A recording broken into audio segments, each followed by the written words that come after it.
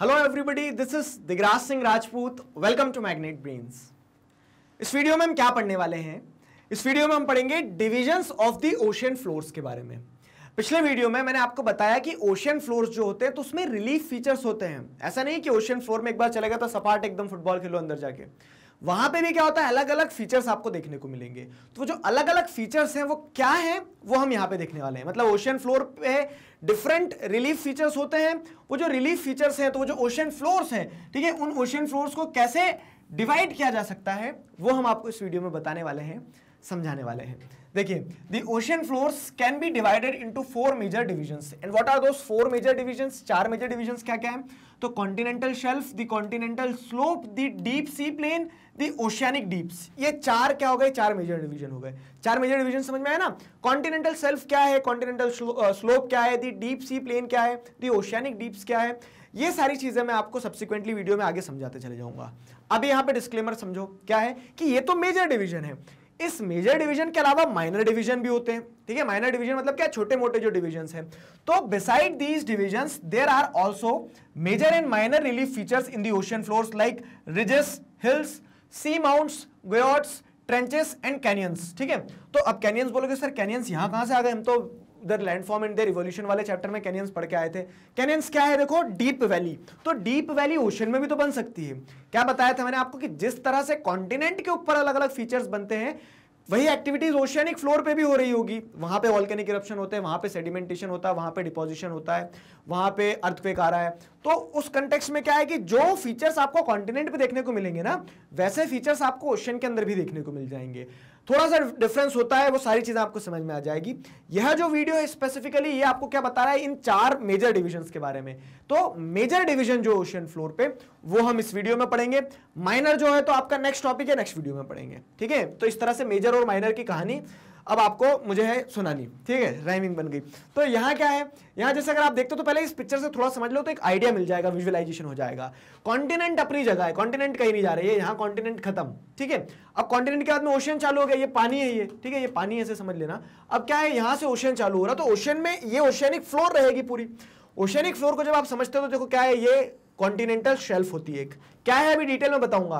Continental shelf जो रहती है तो ये थोड़ा सा क्या ऊंचा रहता है, जमीन से मिलता जुलता रहता है। फिर क्या आता है, स्लोप आता है, फिसल पट्टी की तरह आता है। फिसल पट्टी पे बैठे हो, ठीक है, तो वो स्लोप आ जाता है। उसी स्लोप में जैसे आप देखोगे तो क्या बनते हैं, सबमरीन कैनियन बनते हैं, जो कैनियन के बारे में भी बताऊंगा। ये डीप वैली हो गई उसके बीच में, ठीक है, सबमरीन कैनियन वगैरह बन गए। फिर आप चले गए कहां पे, फिर आप ये प्लेन एरिया पे आ गए, तो ये डीप सी प्लेन हो गए। मतलब डीप सी, समुद्र का जो गहरा हिस्सा है वहां पे प्लेन, सपाट एरिया एकदम, ठीक है। तो वो डीप सी प्लेन जो है, तो उस डीप सी प्लेन में फिर आपको अलग अलग फीचर्स जैसे सी माउंट, अबाइसल हिल्स, गोयोट्स, ये सब कुछ देखने को मिलेगा। और ये सारी चीजें जो है आपको पढ़ने को भी मिलेगी। अभी समझाता हूं सारा सब कुछ, ठीक है। तो मेजर डिवीजन जैसे कॉन्टिनेंटल शेल्फ हो गया, कॉन्टिनेंटल स्लोप हो गया, ठीक, ये डीप सी प्लेन हो गया, ओशियानिक डीप्स जो होते हैं, ट्रेंचेस जो होते हैं, वो समझते हैं हम। देखो पहला क्या है, कॉन्टिनेंटल शेल्फ। कॉन्टिनेंटल शेल्फ मतलब क्या है कि जो कॉन्टिनेंट की शेल्फ है। कॉन्टिनेंट की शेल्फ मतलब क्या है, देखो समझना एक चीज को कि यहां तो आप कॉन्टिनेंट है, ये कॉन्टिनेंटल क्रस्ट है पूरी। इस कॉन्टिनेंटल, ये कॉन्टिनेंटल क्रस्ट है, ये ओशियानिक क्रस्ट है, दोनों क्रस्ट टकराई जैसे। तो क्या होता है, यहां पे ट्रेंच भी बनती है, नहीं भी बनती है। अब जब दोनों क्रस्ट आपस में टकराती तो कॉन्टिनेंटल क्रस्ट है, तो ऐसा थोड़ी ना कि बस जहां टक्कर हुई वहां से ओशियन बन जाएगा। पानी बढ़ता चले जाएगा तो क्या हो जाएगा, कॉन्टिनेंटल क्रस्ट पे भी पानी चढ़ता चले जाएगा।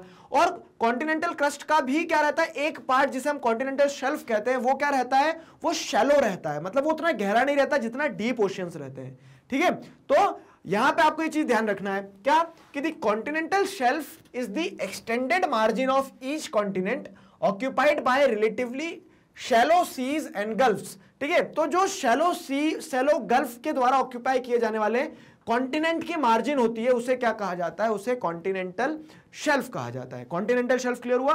तो continental shelf is the extended margin of each continent occupied by relatively shallow seas and gulfs. Clear? It is the shallowest part of the ocean showing an average gradient of 1 degree और even less। अब ये क्या होता है, जैसे अगर आप देखोगे तो कॉन्टिनेंट जो है, मेन सर्फ जो कॉन्टिनेंटल लैंडमास है उसमें और कॉन्टिनेंटल शेल्फ में ज्यादा ग्रेडियंट नहीं होता है। 1 डिग्री का ग्रेडियंट है, बस हल्का सा ग्रेडियंट होता है। तो उस ग्रेडियंट के चलते क्या है कि अब क्योंकि वो हल्का सा स्लोप पार्ट रहता है तो उसमें पानी भर जाता है, लेकिन वो कॉन्टिनेंट से ही जुड़ा हुआ रहता है एक तरह से। तो कॉन्टिनेंटल शेल्फ क्या एक्सटेंडेड और कह सकते हैं बहुत narrow gradiented part of the continental crust होता है, ठीक है। तो बहुत नैरो ग्रेडियंट के साथ में जो आपको कॉन्टिनेंट का एक्सटेंडेड पार्ट दिखता है, जहां पे पानी भर जाता है, जो शैलो रहता है, जहां पे कोरल रीफ्स वगैरह बनती है ना, तो वो कॉन्टिनेंटल शेल्फ रहता है। ये कॉन्टिनेंटल शेल्फ वाला पार्ट हो गया, फाइन। फिर अगली चीज क्या है, it is the shallowest part of the ocean showing an average gradient of 1 degree less और इवन लेस, ठीक है, 1 डिग्री और even less. The shelf typically ends at very steep slope called the shelf break. अब क्या होता है कि जहां से ये कॉन्टिनेंटल शेल्फ का ग्रेडियंट बढ़ जाता है, ठीक है, मतलब अचानक से क्या होने लगता है, जब स्लोप ज्यादा हो जाता है, तो उस पॉइंट को यहां पे लिखा नहीं, यहां पे लिख सकते हैं आप, क्या उस पॉइंट को क्या कहा जाएगा, उस पॉइंट को कहा जाएगा दी शेल्फ ब्रेक, ठीक है, दी शेल्फ ब्रेक। ये चीज ध्यान रखना है आपको। तो जहां ये जो पॉइंट रहता है इसे शेल्फ ब्रेक कहा जाता है, जहां से फिर स्लोप क्या हो जाता है, बढ़ जाता है, जहां से the shelf typically ends at a very steep slope, the steep slope where the continental shelf ends, this point is known as the shelf break, fine. चलो आगे बढ़े, अब आगे बढ़ते हैं। तो अगली चीज क्या है, अगली चीज है जैसे how big can be a continental shelf. तो ये कॉन्टिनेंटल शेल्फ जो है ये कितनी हो सकती है, ये इतनी भी हो सकती थी, यहां पे भी आ सकता था शेल्फ ब्रेक, तो ठीक है, और कह सकते हैं कि कॉन्टिनेंटल शेल्फ एक्सटेंड होकर यहां तक भी जा सकती थी। तो कॉन्टिनेंटल शेल्फ कितनी होगी, ठीक है, कोस्टल रीजन, ये कोस्टल पार्ट है, ठीक है, यहां आप घूमने जाते हो बीच पे, यहां से कितना एक्सटेंड हो सकता है, how big can be a continental shelf. तो the width of the continental shelf vary from ocean to another, ठीक है, वन ओशियन टू अनदर। मतलब क्या होता है, हर ओशियन के हिसाब से आप जैसे देखोगे क्या है कि पैसिफिक ओशियन में कॉन्टिनेंटल शेल्फ अलग होगी, इंडियन ओशियन में अलग होगी, आर्टिक ओशियन में अलग होगी। एक आपको रेफरेंस के लिए बता देता हूं कि कॉन्टिनेंटल शेल्फ जो आर्टिक ओशियन में ज्यादा है, ठीक है। अब यहां पे कहां कॉन्टिनेंटल शेल्फ ज्यादा होगी, कहां कम होगी, इसके पीछे लॉजिक समझ में आता है। जो रीजन्स क्या रहते हैं, जो रीजन्स मीन सी लेवल से ज्यादा ऊपर नहीं रहते हैं, जैसे हिमालय जो है मीन सी लेवल से क्या है, ऊपर 8 किलोमीटर ऊपर हो गए जमीन से, तो क्या वहां कॉन्टिनेंटल शेल्फ ज्यादा होगी, नहीं होगी, क्योंकि हिमालय कितने ऊंचे हो गए। मतलब एक विजुअलाइजेशन बता रहा हूं मैं आपको। और कोई सरफेस एरिया क्या है, समुद्र के मीन सी लेवल के पास रहता है ना, वहां कॉन्टिनेंटल शेल्फ ज्यादा रहती है। जैसे आप देखोगे ना, तो यूरोपियन नेशंस जो, यूरोप जो हो गया पूरा, यूरोप का मीन सी लेवल बहुत कम है, 100 मीटर, 200 मीटर, 300 मीटर, ठीक है। तो उस कारण से वहां कॉन्टिनेंटल शेल्फ बहुत ज्यादा है। और अभी एक बहुत इंटरेस्टिंग इंटरप्रिटेशन बताऊंगा मैं, अब इंटरप्रिटेशन है, आप उससे एग्री भी कर सकते हो, नहीं भी कर सकते हो, समझना लेकिन उस चीज को पहले अपन कॉन्टिनेंटल शेल्फ को समझ लेते हैं। तो the width of the continental shelfs vary from one ocean to another.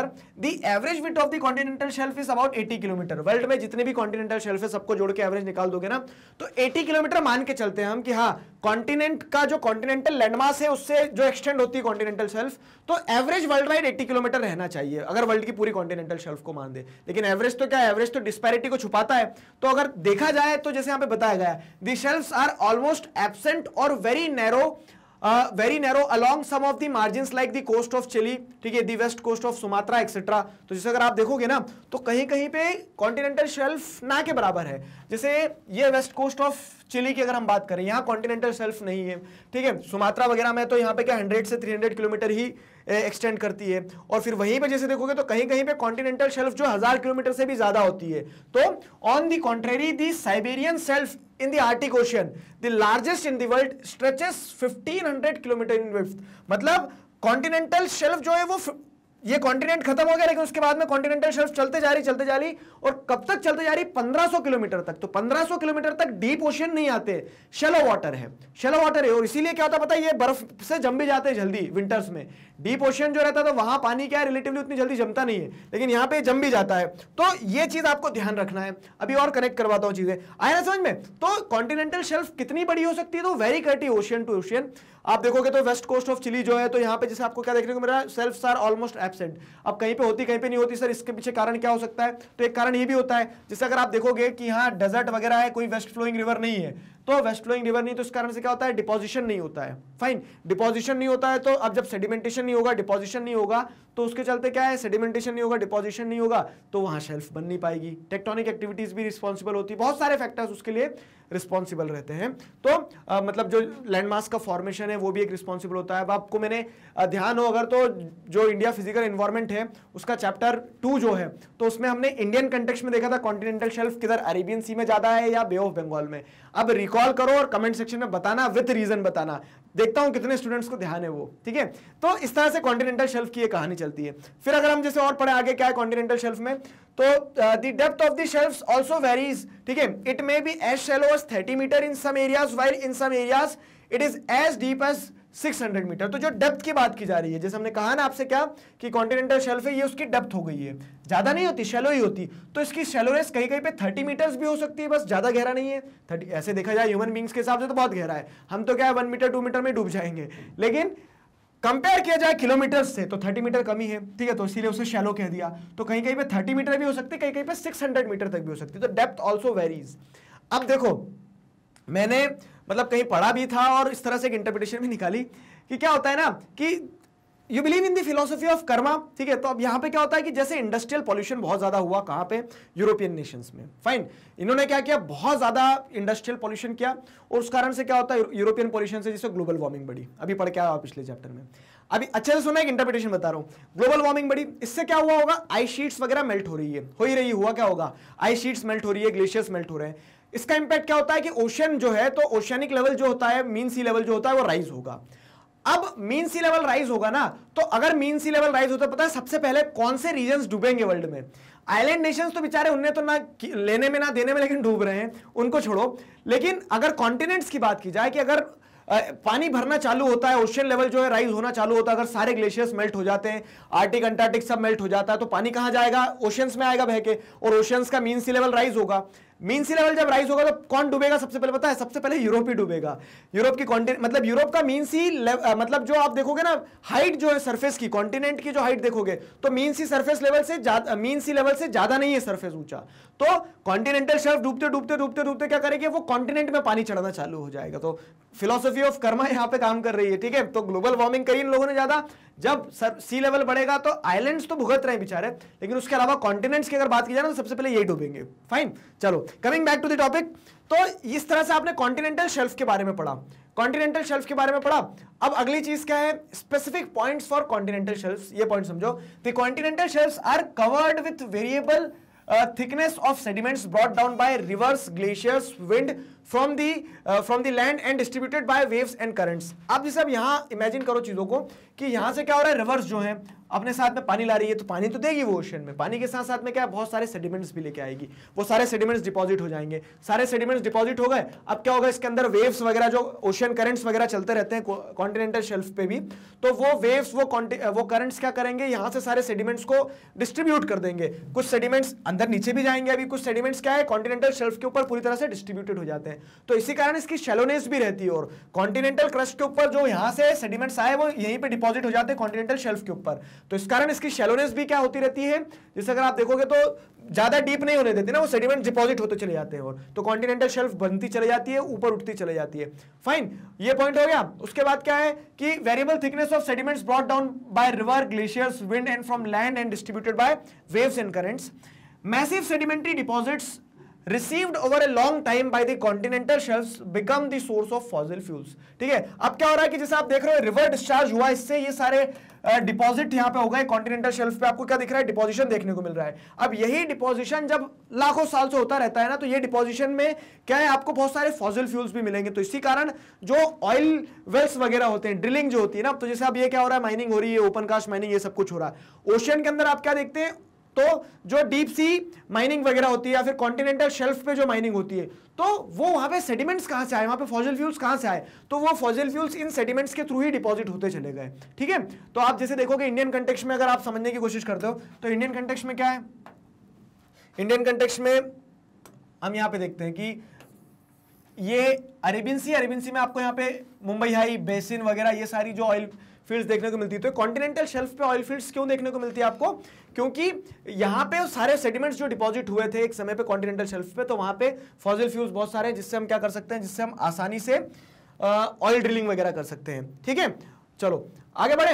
अब क्या है अगली कहानी, अब अगली कहानी ये कॉन्टिनेंटल स्लोप के बारे में पढ़ते हैं। तो शेल्फ खत्म हुआ कॉन्टिनेंटल शेल्फ, अगला जो मेजर डिवीजन है वो है कॉन्टिनेंटल स्लोप।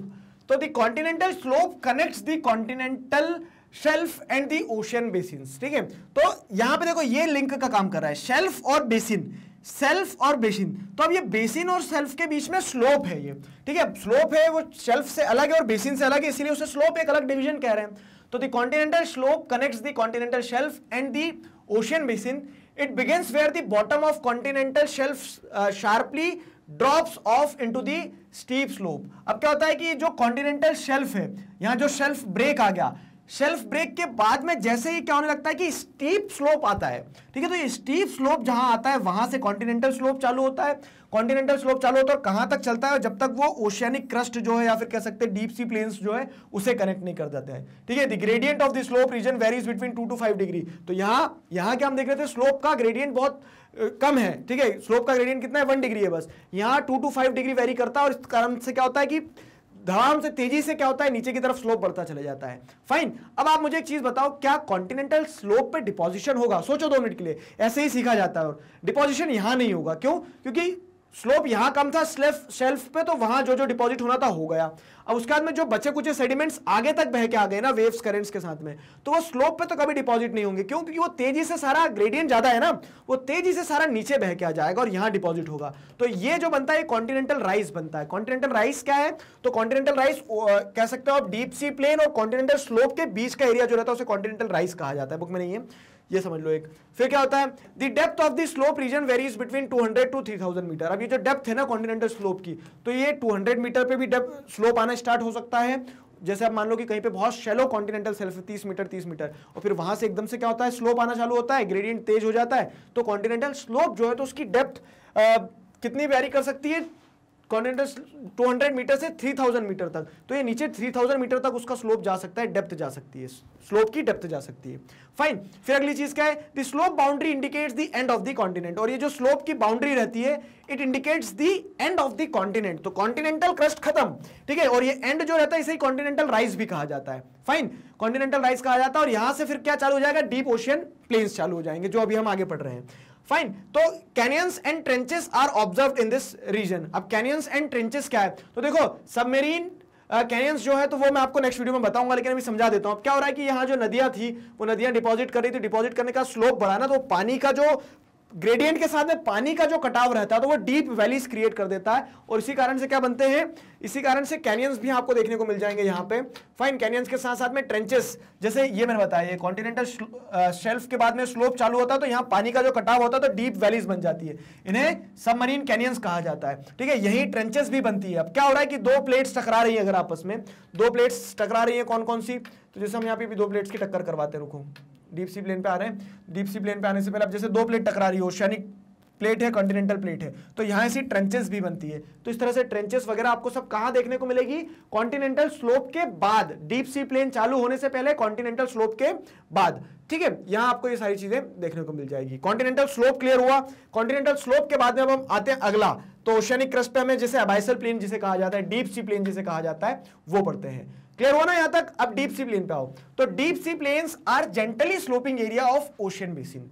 तो ओशियन बेसिन का जेंटली स्लोपिंग एरिया, ये जितना भी सब ग्रेडियंट आना था कॉन्टिनेंटल, मतलब जैसे ग्रेडियंट यहाँ पे कॉन्टिनेंटल शेल्फ आ गया, कॉन्टिनेंटल स्लोप आ गया, अब क्या है, अब जेंटली स्लोपिंग एरिया है। जेंटली स्लोपिंग एरिया जो है तो ये डीप सी प्लेन की कैटेगरी में आ जाएगा। Fine, gently sloping area, these are flattest and smoothest regions of the world. Flat और स्मूथ रीजन जो है वर्ल्ड के, वो आपको यहाँ पे डीप सी प्लेन्स में देखने को मिल जाएंगे। The depths vary between 3000 to 6000 meter. 3000 से 6000 मीटर में क्या होती है, डेप्थ वेरी करती है। ये जो डेप्थ है, समझ रहे हो, 3 किलोमीटर अंदर चले जाओ, इसीलिए इसे डीप सी प्लेन्स कहा जा रहा है। कि ये तो चलो 600 मीटर 3 किलोमीटर 600 मीटर 300 मीटर इस तरह से है यहाँ पे कॉन्टिनेंटल शेल्फ वगैरह। स्लोप खत्म होते से अब ये जो प्लेन चालू होगा तो ये 3000 to 6000 मीटर में वेरी करता है, ठीक है। तो डीप सी प्लेन है, बहुत ज्यादा नीचे चले जाते हैं आप। फिर क्या होता है अगली चीज, यहाँ ऐसा मत सोचना कि कभी डुबकी लगा के आएंगे, यहाँ पे जाओगे वापस नहीं आ पाओगे। फाइन, फिर क्या है अगली चीज, they are some 3 to 5 kilometer deeper than surrounding ocean floor. कहाँ आ गए, ठीक है, यहाँ पे थे। तो the depth vary between 3000 to 6000 meter. These plains are covered with fine grained sediments like clay and silt. अब एक और कहानी सुनो, क्या हो रहा है, मैंने आपको सेडिमेंट्स की जो बात बताई कि कुछ तो कॉन्टिनेंटल शेल्फ पे डिपॉजिट हो जाते हैं, स्लोप पे कोई रोल ही नहीं है, स्लोप ज्यादा है, गुड़क जाएंगे, नीचे आ जाएंगे। अब जो एकदम फाइन क्ले और सिल्ट रहती है ना, वो फाइन क्ले और सिल्ट जो है वो यहाँ पे डीप सी प्लेन्स में डिपॉजिट होती है, ठीक है, डीप सी प्लेन्स में डिपॉजिट हो जाती है इस तरह से। तो यहाँ पे भी क्या होता है, डिपॉजिशन आपको देखने को मिलता है, डीप सी माइनिंग भी होती है, और ये चीज भी ध्यान रखना। फाइन, फिर आगे बढ़े। तो इस तरह से हमारा ये पूरा डीप सी प्लेन भी कंप्लीट हुआ। अब डीप सी प्लेन के बाद में क्या है, ओशियनिक डीप्स और ट्रेंचेस। अब वो जो डीप ओशन है उसके अंदर भी और ओशियनिक डीप्स क्रिएट होते हैं, ट्रेंचेस क्रिएट होती है। ओशियनिक डीप्स एंड ट्रेंचेस क्या है, चौथा डिवीजन बता रहा हूं। कॉन्टिनेंटल सेल्फ पढ़ा, ठीक है, शेल्फ पढ़ा, स्लोप पढ़ा, प्लेन्स पे आ गए। अब प्लेन्स के अंदर भी क्या होता है, कहीं कहीं पे यहां पे भी आपको डीप ट्रेंचेस वगैरह देखने को मिलेगी, ठीक है। तो these are the deepest part of the ocean. Ocean जो है, तो ओशन का जो डीपेस्ट पार्ट है वो किस में आएगा, ओशियनिक डीप्स और ट्रेंचेस में आएगा, ठीक है। The trenches are relatively steep sided and narrow basin. तो ट्रेंचेस क्या होती है, जैसे जैसे देखो यहाँ पे ये ओशियनिक क्रस्ट है, ये कॉन्टिनेंटल क्रस्ट है, टक्कर होती है तो इस तरह से ये ट्रेंच बनती है यहाँ पे, ठीक है। ये ट्रेंचेस जो रहती है जैसे पूरी एक क्या बन जाती है, ऐसी ट्रेंच बन जाती है, खाई सी बन जाती है, ऐसा समझ लो। ओशियन के अंदर खाई जो रहती है, इनवर्स माउंटेन समझ लो इसको, ठीक है। माउंटेन का इनवर्स हो गया ऐसा, ठीक है, डिप्रेशन क्रिएट होता है। अब ये जो डिप्रेशन क्रिएट होता है तो ये क्या रहता है, डीपेस्ट पार्ट है ओशियन का। They are some 3 to 5 kilometer deeper than the surrounding ocean floor. तो ओशियन फ्लोर तो है ही अपनी जगह, ओशियन फ्लोर देखो कॉन्टिनेंट से तो ओशियन फ्लोर गहरी है, डीप है, और उसके बाद में ट्रेंच की अगर बात करोगे तो वो और गहरी हो जाती है। तो ट्रेंचेस क्या किस कैटेगरी में जाती है, deepest part of the ocean की कैटेगरी में जाते हैं, ठीक है। 3 से 5 किलोमीटर और नीचे चले जाओ, 3 किलोमीटर तो डीप ओशियन है और उससे 3 किलोमीटर और नीचे चले जाओ, तो इस तरह से बहुत ज्यादा। मरियाना ट्रेंच वगैरह जो है तो पता करना आप कितना डीप है ये, ठीक है। आप जब सर्च करोगे देखोगे ना तो आप चौकन्ने रह जाओगे कि इतना डीप की पूरा का पूरा हिमालय डुबा दो उसके अंदर, ठीक है। तो ऐसे ट्रेंचेस रहते हैं या फिर ओशियनिक डीप्स रहते हैं, fine. They occur at the base of continental slope and along island arches and are associated with active volcano and strong earthquakes. अब क्या होता है, जैसे अगर आप देखोगे ना तो base of the continental crust, continental part, और जहां पे ओशियनिक क्रस्ट खत्म हो रही है तो वहां पे आपको बेस पे देखने को मिलेंगे। क्यों, क्योंकि वहीं पे कोलिजन हो रहा है, वहीं पे ओशियनिक क्रस्ट और कॉन्टिनेंटल क्रस्ट का कोलिजन हो रहा है, तो वहां आपको ये देखने को मिलेंगे। और यहाँ पे फिर क्या होता है, अब जब कोलिजन हो रहा है, ये मेंटल के अंदर जा रही है क्रस्ट, तो वो क्रस्ट जो टूट रही है तो कहीं से नई तरीके से बनेगी भी, तो यही क्या होते हैं, फिर वॉल्केनिक इरप्शंस भी होते हैं, वॉल्केनिक इरप्शंस भी होते हैं, यही अर्थक्वेक भी आते हैं। और उसका सबसे अच्छा एग्जांपल अभी मैं आपको बताऊंगा पैसिफिक ओशियन में, ठीक है। Wait for a while. फिर क्या है और एक और चीज, तो that is why they are very significant in the study of plate movement. तो अब प्लेट मूवमेंट और ये सारी चीजें कैसे कनेक्ट करना है सर, देखो 2 मिनट समझते हैं, ठीक है। तो यहां पर जैसे अगर आप देखोगे ये जो डेटा दिया, डेटा उस चीज को सिग्निफाई भी करता है कि हाँ कैसे आपस में रिलेटेबल है। As many as 57 deeps have been explored so far, ठीक है, of which 32 are in Pacific Ocean, ठीक है, 32 are in Pacific Ocean, 19 in the Atlantic Ocean, 6 in the Indian Ocean. अब जैसे आप देखोगे पैसिफिक ओशियन जीत गया, क्यों जीता यहां पे, तो पॉइंट समझना, पैसिफिक ओशियन के आजू बाजू क्या है, बहुत सारी प्लेट्स है। प्लेट स्टडी के लिए इंपॉर्टेंट कैसे हो जाता है वो मैं समझा रहा हूं। आप जब मतलब ओशियनिक डीप्स और ट्रेंचेस को पढ़ते तो उसमें प्लेट स्टडी से एसोसिएटेड चीजें होती है। जैसे आप क्या है कि यहाँ पे नास्का प्लेट देखोगे आप, नास्का प्लेट किससे जुड़ी हुई है, साउथ अमेरिका से जुड़ी हुई है। अब यहाँ पे आपको क्या देखने को मिल रहा है, ये पैसिफिक रिंग ऑफ फायर पढ़ा था हमने, तो पूरा पैसिफिक ओशियन को पैसिफिक रिंग ऑफ फायर कहा जाता है। वॉल्केनिक इरप्शन और अर्थक्वेक तो है, वहां पे नॉर्मल एक्टिविटी हो गई है। अब क्योंकि ये प्लेट्स जो है, ये प्लेट्स क्या ओशियनिक प्लेट है, ये कॉन्टिनेंटल प्लेट है, टकरा रही है, तो यहाँ पे क्या बनेगी, ट्रेंचेस बनेंगी बहुत सारी, ठीक है। तो पूरे ऐसे रिंग में ट्रेंचेस देखने को मिलेगी आपको, इसीलिए पैसिफिक ओशियन में ज्यादा है। यहाँ पे आपको क्या देखने को मिलेंगे, अर्थक्वेक ज्यादा आते हैं, यहाँ पे आपको देखने को मिलेंगे वॉल्केनोस ज्यादा है। कनेक्ट कर पाए हो ना कैसे सारी चीजें हैं। तो इस तरह से हमने डिवीजन ऑफ ओशियन फ्लोर्स को समझा, समझ में आया। तो आपने मेजर डिवीजन जो था, मेजर डिस्ट्रीब्यूशन था, मेजर डिवीजन जो था ओशियन फ्लोर का वो पढ़ लिया, समझ लिया। अब माइनर क्या है, माइनर मतलब कि अब एक माइनर डिवीजन भी होगा। माइनर डिवीजन किस कंटेक्स्ट में, मैंने आपको बताया ओशियन फ्लोर जो है तो ग्रेट प्लेन्स है। अब उन प्लेन्स के ऊपर भी क्या है, सी माउंट्स है, उन प्लेन्स के ऊपर आपको क्या देखने को मिलेगा, ग्योर्ड्स देखने को मिलेंगे। तो वो सारी चीजें हम नेक्स्ट वीडियो में पढ़ने वाले हैं, जो आपका नेक्स्ट टॉपिक है मैग्नेट ब्रेन्स पर। इसी तरह से किंडरगार्टन से क्लास 12 तक सभी सब्जेक्ट्स, चैप्टर्स, टॉपिक, सब टॉपिक, सब कुछ सिस्टमैटिक वे में वीडियो लेक्चर्स के फॉर्मेट में अवेलेबल है, जिन्हें आप बहुत आसानी से देख सकते हैं, पढ़ सकते हैं, घर बैठे अपना सिलेबस कंप्लीट कर सकते हैं। अपने जूनियर्स और सीनियर्स को जरूर बताइए मैग्नेट ब्रेन्स के बारे में। मिलते हैं नेक्स्ट वीडियो में, till then stay connected, keep learning. Thank you very much.